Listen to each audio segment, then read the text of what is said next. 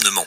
Qu'est-ce que vous répondez au chef d'entreprise qui dit, bon, on part du prix de l'essence, mais les prix des matières premières augmentent également, il doit réduire ses marges et ça met son entreprise en grave difficulté. Vous êtes également vous-même chef d'entreprise, vous connaissez ces sujets par cœur. Qu'est-ce qu'il faut répondre et apporter comme aide à Maxime et à tous les patrons, les petits patrons, j'allais dire? D'abord, remercier Maxime parce que je pense que c'est une situation difficile d'exprimer sur votre antenne la difficulté de son entreprise.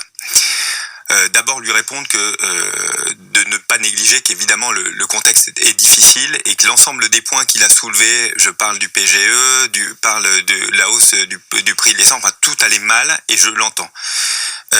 Je crois aussi qu'il est chef d'entreprise et je le suis aussi et on est quand on est une femme ou un homme chef d'entreprise, on est des gens pragmatiques et donc il faut regarder problème par problème.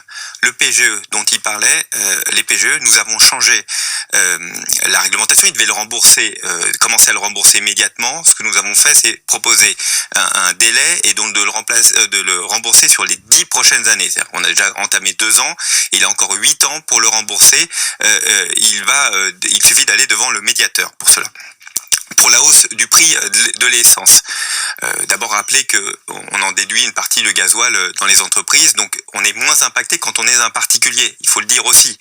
Mais évidemment, ça a renchéri. Sur les devis, et là vous lui avez posé une question que je trouve très concrète. Sur les devis, il est vrai que sur certains devis, on peut modifier les prix parce que c'est inclus dans le changement, dans le devis en lui-même. Et d'ailleurs, on a eu beaucoup d'industriels qui ont changé leur devis au fur et à mesure parce que très clairement, ils ont dit à leurs clients, écoutez, je préfère pas faire plutôt que faire au devis, sinon je perds de l'argent. Et donc ça marche pas. Et évidemment, c'est compliqué. Évidemment, c'est une et vous risquez de perdre votre client aussi. Oui, mais enfin, vous savez quoi? Quand vous êtes chef d'entreprise, vous n'êtes pas là pour être à perte. Et vous avez aussi vos clients qui entendent, qui écoutent Europe 1 aussi, qui connaissent la réalité et qui ont envie que entre autres, leur bâtiment ou leur rénovation soit faite. Donc, il y a discussion. Je dis pas que c'est simple. Je dis juste qu'il y a discussion dans la vraie vie. À côté de ça, il va falloir qu'on l'accompagne. Donc on va regarder secteur par secteur. On l'a montré durant le Covid à quel point nous étions capables, et là je rends hommage à l'État en général, d'accompagner les entreprises, parce que ce que nous voulons, c'est évidemment, si ça dure quelques mois, d'accompagner l'ensemble des entreprises que nous avons déjà largement accompagnées pendant les 2 dernières années pour qu'elles continuent, gardent l'emploi et puissent repartir quand la situation se sera améliorée. Vous restez avec nous, Sylvain Maillard, député La République En Marche de